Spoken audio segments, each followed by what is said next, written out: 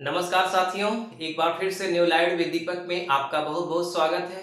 मैं दीपक कुमार साहू। आज मैं आप लोगों को जमीन का जो नक्शा होता है उसमें कितने प्रकार के चिन्ह होते हैं उन चिन्हों के बारे में बताऊंगा। चिन्ह बहुत ही महत्वपूर्ण है क्योंकि हम चिन्हों से ही पता कर पाते हैं कि ये जमीन किस प्रकार की है या फिर इस जगह पर क्या है। जैसे कुएं का चिन्ह अलग होता है, ट्यूबवेल का अलग है कि नहीं, नहर का अलग, मंदिर का अलग, मस्जिद का, मतलब सभी चीजों का अलग अलग चिन्ह होता है। तो लगभग 20 प्रकार के चिन्हों का प्रयोग हम लोग सीखेंगे। तो चिन्ह पहचानना आज आप सीख जाएंगे। तो आप जब भी नक्शा खोलेंगे तो उस नक्शे में जो भी चीज आपको जानना होगा उस चिन्ह के माध्यम से आप जान जाएंगे। तो वीडियो को पूरा देखिएगा, स्किप मत करिएगा। ये आप एक ही वीडियो में पूरी बात समझ जाएंगे अच्छे से। तो जैसे मान लीजिए कि हम ये देखना चाहते हैं कि जो जमीन है उस जमीन में आबादी कहाँ पे दर्शाई गई है, नक्शे में आबादी कहाँ दर्शाई गई है, यानी कि आबादी का चिन्ह कैसा होता है। तो देखो, आबादी, सबसे पहले ये समझ लेते हैं कि आबादी कहते किसको है। आबादी का मतलब होता है जहां पर लोगों का घर है, जहां पर लोग रहते हैं, यानी कि जहां खेती बाड़ी नहीं होती, जहां जंगल नहीं है। समझ रहे हैं ना, लोगों के रहने का अड्डा जहां पर है, यानी कि गांव कस्बा जहां बसा है उसे आबादी कहते हैं। और आबादी का जो चिन्ह होता है वो इस प्रकार का होता है, ऐसे ऐसे चिन्ह बने रहते हैं। अगर इस तरह के चिन्ह बने हैं तो समझ जाओ कि वहां पे आबादी है। अब आप इन चिन्हों से ये नहीं पता कर पाओगे कि वहां पे हरिजन आबादी है कि वहां पर सामान्य आबादी है। सिर्फ आबादी है जिसमें हरिजन और सामान्य, ओबीसी, हर तरह के लोग हो सकते हैं। ठीक, लेकिन अगर आप स्पेशल हरिजन आबादी जानना चाहते हैं तो इसका भी चिन्ह है, स्पेशल सामान्य आबादी का भी चिन्ह है। सामान्य आबादी का मतलब होता है जहां पर केवल सामान्य लोग रहते हैं, हरिजन नहीं, उसे सामान्य आबादी कहा जाता है। और अगर ऐसा है तो इसका चिन्ह होता है इस तरह का, यानी जो आबादी का चिन्ह है वो आबादी का ही चिन्ह बना करके यहां से इसमें मिला देते हैं तो यन के आकार का चिन्ह हो जाता है। इसे बोलते हैं सामान्य आबादी। यानी इस तरह चिन्ह बना है तो समझ जाओ कि वहां पे कैसी आबादी है, जनरल, सामान्य लोग रहते हैं। लेकिन केवल ऐसा चिन्ह है तो वहां पर केवल आबादी है जिसमें सभी तरह के लोग हैं। अब स्पेशल हरिजन आबादी की अगर बात की जाए तो इसका चिन्ह कैसा होता है हरिजन आबादी का, तो आबादी वाला ही जैसा चिन्ह होता है, बस बीच में लाइन खींच देते हैं यानी एच के जैसा चिन्ह बन जाता है। तो ये हरिजन आबादी हो गई। तो ये तीन चिन्ह आबादी पर होते हैं, सामान्य आबादी, आबादी और हरिजन आबादी। मुझे लगता है कि अब आबादी आप पहचान लेंगे कि नक्शे में कहां पर है। अब अगली कड़ी में हम लोग सीखते हैं सीमा पत्थर। ये सबसे इंपॉर्टेंट होता है, सीमा पत्थर।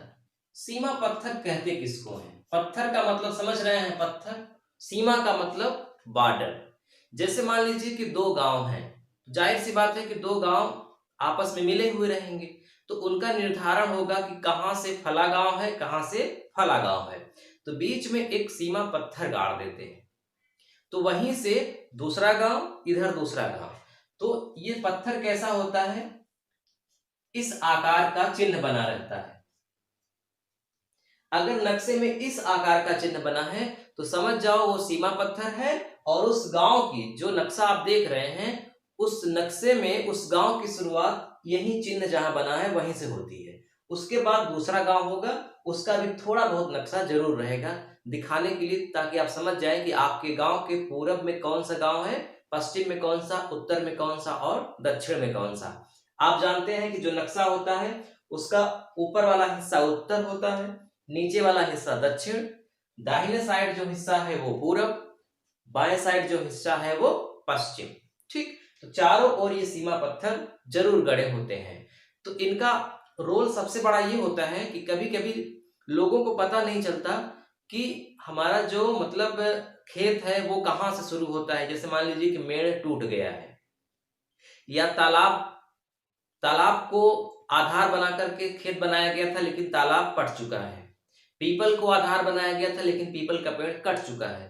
तो कैसे हम जानेंगे कि फला नंबर का जो प्लाट है या खेत है वो कहाँ से शुरू होता है। तो जब ये नहीं पता चल पाता तो फिर सीमा रेखा जो होती है, सीमा पत्थर जो होता है, वहां से गिना जाता है कि यहाँ से कितने जरीब के बाद ए का खेत शुरू होता है और कितने जरीब के बाद बी का खेत शुरू होता है। इसके आधार पर इसका प्रयोग है। तो सबसे बड़ा प्रयोग यही है। सीमा पत्थर के बाद अब अगर बात की जाए नवीन परती, तो ये 3 प्रकार की जमीन मिलेगी। नवीन परती, ऊसर और बंजर।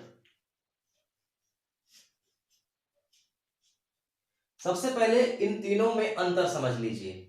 हालांकि ये अंतर आपको डिटेल में जब कृषि का चैप्टर पढ़ेंगे, खेती बाड़ी का पढ़ेंगे, तब उसमें इसका महत्वपूर्ण अंतर क्या होता है समझ पाएंगे। अभी आप मोटा मोटा समझ लीजिए। नवीन परती का मतलब होता है कि वो बिना उपयोग की जमीन है और ये सरकारी जमीन है।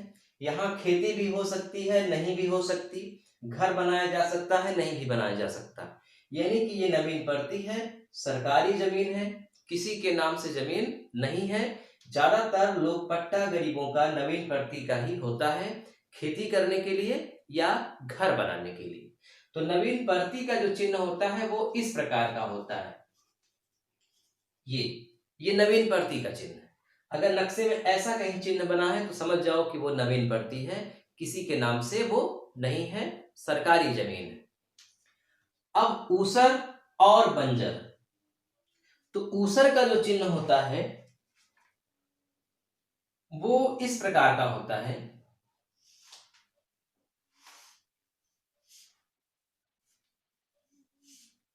एक एक लाइन को छोड़ करके नीचे अंडरलाइन खींची जाती है।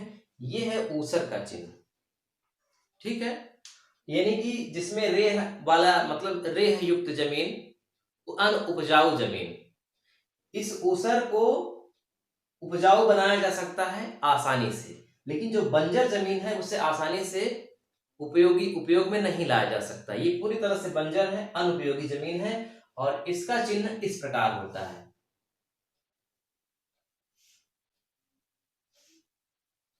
ये देखिए, ऊसर का चिन्ह ऐसा, बंजर का चिन्ह ऐसा, नवीन परती का चिन्ह ऐसा। तो ये 3 प्रकार के मुख्य जमीनों का चिन्ह हो गया। इधर आपने तीनों आबादी देखा और बीच में सीमा पत्थर देखा। अब अगर इसके बाद बात की जाए कि बाग का चिन्ह कैसा होता है, यानी कि कहीं अगर बगीचा है तो उसको कैसे दर्शाया जाता है, तो बाग का चिन्ह आप बहुत आसानी से समझ जाएंगे। ये इस प्रकार का, यानी पेड़ जैसी अगर आकृति बनी है, किसी प्लाट में पेड़ जैसी आकृति बनी है, तो समझ जाओ कि उस जगह पर कभी बगीचा था। आज भी है या नहीं है, हो सकता है पेड़ कट गए हो, लेकिन वो बगीचा घोषित किया गया है, यानी कि बाग घोषित किया गया है। वो इन चिन्हों से पता चलेगा। अब इसी तरह से महत्वपूर्ण बात आती है तालाब। सबसे ज्यादा नक्शे में देखा जाने वाला अगर कोई चीज है तो वो है तालाब। क्योंकि वास्तव में रियल में अब तालाब नस्तर नाबूद होते जा रहे हैं। गांव में तालाबों का नामो निशान मिट गया है ज्यादातर। उसी के पुनरुद्धार के लिए, उसी को फिर से खुदवाने के लिए सरकार इतना योजना चला रही है। तो तालाब कैसे जानेंगे कि तालाब यहाँ था, तो तालाब का चिन्ह जो होता है वो इस प्रकार का होता है। 2 वर्ग बने होते हैं, एक छोटा वर्ग और एक बड़ा वर्ग, और फिर इन कोनों से आपस में मिलान किया हुआ रहता है। यानी इस प्रकार का अगर चिन्ह बना है किसी भी जगह, तो समझ जाओ कि वहां पर तालाब जरूर है, यानी ये तालाब का चिन्ह है। इससे देखकर आप पता कर पाएंगे कि तालाब। अब अगली कड़ी में बात आती है कुआं की। तो कुआं का भी चिन्ह होता है, ट्यूबवेल का भी चिन्ह होता है। तो पहले हम ट्यूबवेल समझ लेते हैं, ट्यूबवेल का, उसके बाद कुआं देखते हैं। ट्यूबवेल, ट्यूबवेल को नलकूप भी बोलते हैं। ट्यूबवेल माने नलकूप। उत्तर प्रदेश ही नहीं बल्कि पूरे भारत में सिंचाई का सबसे प्रमुख साधन नलकूप है, यानी कि जमीन के नीचे से पानी निकाला जाता है, ट्यूबवेल। और इसका चिन्ह कैसा होता है ट्यूबवेल का? तो ट्यूबवेल का चिन्ह बहुत आसान है, बहुत आराम से आप समझ जाएंगे। एक वृत्त होता है, वृत्त के अंदर वृत्त होता है और बीच में गुणा का चिन्ह बना होता है, ये इस प्रकार, यानी ट्यूबवेल का चिन्ह इस तरह है, दो वृत्त और अंदर वाला जो वृत्त है उसमें गुणा का चिन्ह। तो ट्यूबवेल की बात हो गई। अब समझते हैं हम लोग कुआं की। तो जैसे आबादी में 3 चिन्ह देखे थे, ऐसे ही कुआं में भी 3 चिन्ह देखेंगे, ठीक है? क्योंकि कुआं कच्चा भी होता है और पक्का भी होता है। तो अगर केवल कुआं की बात हो रही है, केवल कुआं की, उसमें कच्चा और पक्का की बात नहीं हो रही है, तो एक वृत्त के अंदर एक बिंदी रख देते हैं तो ये हो जाता है कि ये कुआं है। एक वृत्त के अंदर छोटा वृत्त, बीच में गुणित का चिन्ह, तो वो ट्यूबवेल है। लेकिन कुआं कैसा है? कुएं का चिन्ह एक वृत्त के अंदर बिंदी, ये कुआं है। इससे ये नहीं पता होगा कि ये पक्का कुआं है या फिर ये कच्चा कुआं है। तो पक्का कच्चा भी होता है, तो कच्चा कुआं देख लेते हैं कैसे होता है। कच्चा कुआं,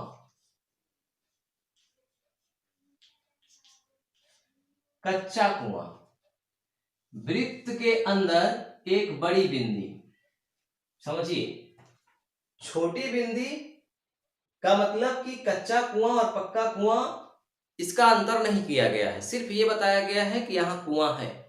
लेकिन कच्चा कुआं अगर स्पेशल है तो वहां पे ये जो बिंदी है नीचे वाली, अंदर वाली, वो थोड़ी बड़ी होती है। और अगर पक्का कुआं की बात की जाए,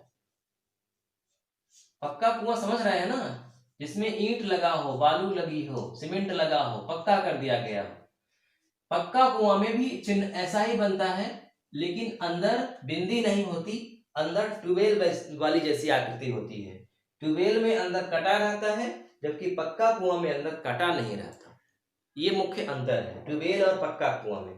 तो आपने देखा कि ये चारों आकृति, ट्यूबवेल, कुआं, कच्चा कुआं और पक्का कुआं, बिल्कुल मिलती जुलती हैं। तालाब वाले में गोला नहीं है, तालाब वाले में वर्ग बना है, ये इंपॉर्टेंट बात है, ध्यान रखिएगा, तालाब वाले में वर्ग बना है। तो हमने कितना देखा? आबादी देख लिया, सीमा पत्थर, नवीन प्रवृत्ति, ऊसर, बंजर, बाग, तालाब, ट्यूबवेल, कच्चा, पक्का, कुआं। अब कुछ और चिन्ह हैं, उन्हें भी देख लेते हैं। हमने सारे चिन्हों को एक जगह इकट्ठा किया है ताकि एक ही वीडियो में आपको बता दूं, पूरी बात आप अच्छे से समझ जाएं। अब नक्शे में सबसे ज्यादा तालाब देखने के बाद, तालाब का चिन्ह देखने के बाद, ये सबसे ज्यादा देखने वाला दूसरा चिन्ह होता है चकमार्ग। इसको चकरोड भी कहते हैं। चकमार्ग का मतलब होता है खेतों से होकर जाने वाला रास्ता। ये रास्ता क्यों बनाया गया था? ताकि परेशानी न हो, ट्रैक्टर आसानी से जा सके, एक व्यक्ति दूसरे का रोक न सके ट्रैक्टर, क्योंकि अगर चकमार्ग नहीं बना रहेगा तो ट्रैक्टर हमेशा एक खेत से होकर के दूसरे खेत में जाएगा, तो सामने वाला मना कर सकता है कि मैं अपने खेत से जाने नहीं दूंगा। तो इन्हीं चीजों को ध्यान में रखते हुए पूरे जहां भी खेत होते हैं, हर जगह, हर खेत लगभग चकरोड से जरूर लगा होता है। हर खेत का मतलब कि जैसे मान लीजिए कि 3 मालिक हैं, तो तीनों मालिक के 20-20 बीघे खेत हैं, तो तीनों का 20-20 बीघा चकमार्ग से जरूर लगा रहेगा। अब अलग बात है कि वो जो 20 बीघा है बाद में उसके 2 भाग हो गए, तो अब वो दोनों भाग चकमार्ग से लगे हैं या नहीं, वो तो उनके बंटवारे पर निर्भर करेगा। चकरोड से बांटेंगे तो लगेगा, नहीं बांटेंगे तो नहीं लगेगा, वो तो उनके बंटवारे पर निर्भर है। लेकिन अलग अलग लोगों का अगर खेत है तो वो चकमार्ग से जरूर लगा रहता है। और ये चकमार्ग का चिन्ह ऐसे होता है, समानांतर लाइन और फिर बीच में ये सीढ़ी जैसा बना देते हैं, ये हो गया चकमार्ग। इन्हें आप आसानी से पहचान लेंगे। अब इसी तरह से अगर मान लीजिए किसी गांव से रेलवे लाइन गुजरी है, रेलवे लाइन, तो रेलवे लाइन का भी चिन्ह चकमार्ग जैसा ही होता है, बस थोड़ा सा अंतर ये है कि बीच वाला जो लाइन है, बीच वाली जो लाइन है वो कटी रहती है। तो ये दोनों का अंतर समझ लीजिए, चकमार्ग है, ये रेलवे लाइन है। अब क्या बचा? अब बची नदी, नाला, नहर। तो इसका चिन्ह बिल्कुल बहुत सरल है, आप आसानी से पहचान जाएंगे। ये इस तरह अगर बना है तो आप समझ जाओ कि वो नदी नाला नदी है ना। वेरी सिंपल, पानी बह रहा है, इस आकार की नदी होती है। अब खेल का मैदान, मंदिर, मस्जिद और कब्रिस्तान, ये भी आमतौर पर हर गांव में होता है। तो खेल का मैदान बड़ा सरल है, खेल का मैदान, इसका चिन्ह कैसा होता है? तो इसमें होता क्या है, ऐसे बना दीजिए, ये देखिए, ये खेल का मैदान है। मतलब मान लीजिए कि यहाँ एक बांस गड़ा हुआ है, उससे ये दोनों को मिला करके, जैसे वॉलीबॉल खेलते हैं ना, इधर से मारते हैं उधर, उधर से मारते हैं इधर, तो बिल्कुल वैसी ही आकृति ये है। और अगर ऐसी आकृति है तो वहां पे समझ जाओ कि खेलने वाला है, यानी कि खेल का मैदान है। और अगर वहां पे कब्रिस्तान है, ये भी बहुत ज्यादा देखा जाता है, क्योंकि कब्रिस्तान भी तालाब के जैसे हैं, कब्रिस्तान भी मिटते चले गए हैं, लोग वहां पे खेती करने लगे हैं या घर बना लिए हैं, तो वो भी मतलब देखने में समझ में नहीं आता है कि कहाँ तक है। तो ये भी नक्शे में बहुत ज्यादा देखा जाता है कि कब्रिस्तान कहाँ तक है। तो कब्रिस्तान बहुत सरल है, जैसा कब्र का देखे होंगे नजारा, पक्का कब्र बिल्कुल वैसा ही होता है। ये कब्रिस्तान का चिन्ह है। ऐसे ही आपने पक्की कब्र देखी होगी, बिल्कुल ऐसा ही चिन्ह भी बनाया जाता है। अब मंदिर बचा और मस्जिद। तो मंदिर का चिन्ह बहुत सरल है, ये मंदिर जैसी आकृति, तो मंदिर। और मस्जिद की बात की जाए तो थोड़ा सा कठिन है मस्जिद बनाना, लेकिन आप पहचान जाएंगे, क्योंकि आपको बनाना थोड़ी ना है, आपको तो नक्शे में देखना है। तो मंदिर में इस तरह की आकृति बनती है, वो मस्जिद में इस तरह की आकृति बनती है। ये ताजमहल की जैसी आकृति बनी है, तो समझ जाओ कि मस्जिद है और ये मंदिर है। तो आपने आज सीखा कि नक्शे में हम चिन्ह जो होते हैं उनकी पहचान कैसे करें। तो लगभग इतने चिन्ह जो मैंने बताए, इससे आपका पूरा काम चल जाएगा। अब आप समझ जाएंगे कि मतलब हर चीज नक्शे में जान जाएंगे कि कौन सी चीज कहां पर है। तो ठीक है, अगले वीडियो में मिलते हैं, इसके आगे का सीखेंगे हम लोग। तब तक के लिए नमस्कार।